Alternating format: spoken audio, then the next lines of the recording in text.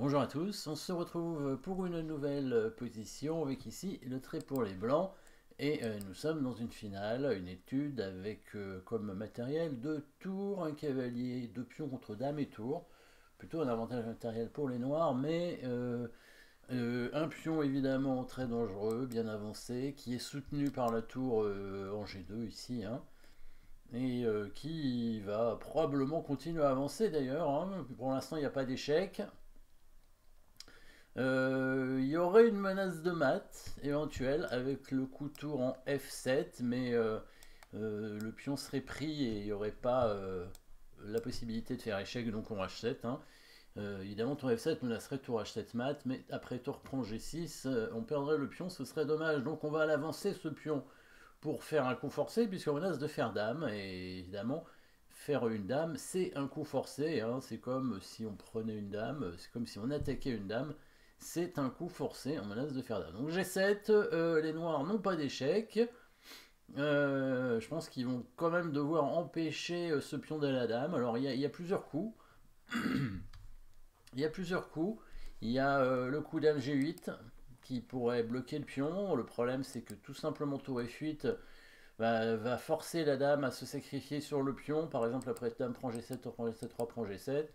Les blancs bougent leur tour et ils ont suffisamment de matériel en plus pour gagner puisqu'ils ont un cavalier et un pion. Évidemment le pion, hein, est plus important à la limite, mais sans le cavalier on ne pourrait pas gagner non plus, donc il faut toutes les pièces pour gagner, hein, c'est à dire tour cavalier pion contre tour, hein, le cavalier va aider avec la tour à avancer le pion évidemment qui va faire dame, hein, la tour sera obligée de se sacrifier, il nous restera au minimum une tour, hein, ça suffira pour gagner. G7, s'il essaye d'attaquer cette tour ici qui n'est pas protégée, alors prendre le cavalier sert à rien parce que les blancs font dame et puis ils vont menacer mat très rapidement, bien évidemment, hein. Bah là, il y a déjà une menace de mat, hein, avec dame H8 qui va être difficile à parer. Les noirs n'ont pas d'échec et il n'y a pas de patte pour réussir à tenir non plus. Donc quel pourrait être l'autre coup? Disons dame E5 pour attaquer la tour comme je disais, mais on fait simplement dame, il prend la tour, et là on peut couvrir avec la tour. C'est le meilleur coup pour permettre au cavalier de revenir pour couvrir ici, si jamais les noirs font échec sur la deuxième rangée.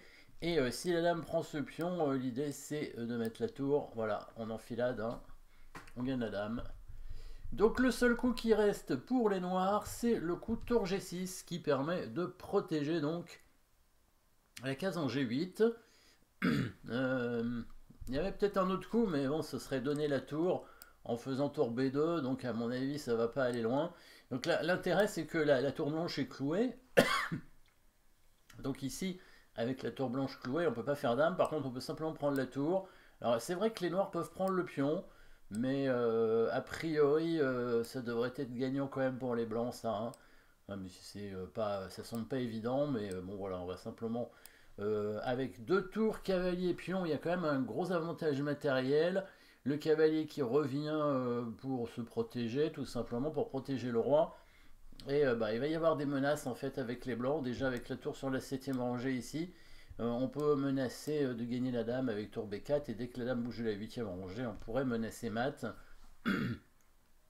La dame noire n'a pas vraiment d'échec. Si, elle a un échec ici en E2, mais après elle n'en a plus, hein. Le roi va venir simplement en G3. Et là, le roi est bien protégé, hein. Il n'y a aucun échec possible de la dame noire. Et donc, comme je disais, la tour blanche va menacer de faire le mat des escaliers, hein, avec la tour en roi4. Donc là, ça devrait être gagnant aussi. Donc le meilleur coup de défense, c'est bien le coup tour G6 pour contrôler la case de promotion. Et du coup, essayer de prendre ce pion. Les blancs vont prendre la tour en fait. Tout simplement, échec. Si le roi prend, on peut soit faire échec tout de suite, soit faire dame d'abord. C'est aussi un échec d'ailleurs. Et ensuite tour G4 pour récupérer la dame. Et ensuite bah, gagner cette finale, hein, cavalier pion contre roi, c'est gagnant. Donc ici, les noirs reprennent avec la dame. Toujours, ils empêchent la promotion du pion. Et donc comment faire pour arriver à promouvoir ce pion? Vous avez certainement trouvé le bon coup avec une attaque double, attraction, pour faire une autre attaque double après. Regardons ça, le coup. Tour F6, ici, bien vu. Encore une fois, si les blancs conservent simplement le cavalier et le pion, la finale est gagnante. Contre rien, bien sûr. Hein. Donc ici, si les noirs prennent le pion, c'est pas suffisant. Donc ils prennent la tour en espérant que les blancs fassent dame.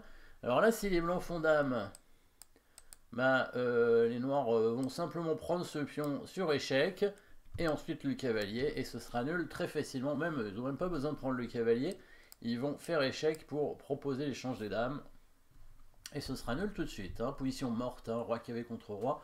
On ne peut pas mater. Donc évidemment, on ne fait pas dame. Vous avez trouvé quel est le bon coup. Et oui, j'aime bien, évidemment, on a souvent vu ce genre de coup. La promotion cavalier pour faire la fourchette. Mais ce n'est pas terminé. Parce que, alors évidemment, les blancs vont prendre la dame. Et donc vont avoir 2 cavaliers et un pion. Sauf que on sait que la finale, roi 2 cavaliers contre roi, est nulle normalement. Eh ben, des fois c'est gagnant parce qu'il y a un mat. Alors ici, si le roi vient défendre sa dame, ben, il va prendre le cavalier, mais encore une fois, la finale, cavalier-pion contre roi est gagnant. Donc le roi noir a intérêt plutôt à aller prendre le pion en faisant roi H5. On prend la dame, il prend le pion. Et oui, normalement, la finale est nulle s'il n'y avait pas le prochain coup des blancs. Et oui, les blancs font tout simplement cavalier F3 et mat. Voilà, en fait, roi de cavalier contre roi, c'est nul parce qu'on ne peut pas forcer le mat. Mais il existe évidemment des positions de mat comme ici. Voilà, et là les blancs ont réussi à forcer le mat. C'est pour ça que la position roi de cavalier contre roi et pion peut être gagnante parce que le pion permet au blanc, enfin à celui qui a les 2 cavaliers, de ne pas mettre le roi noir patte. Le pion peut avancer.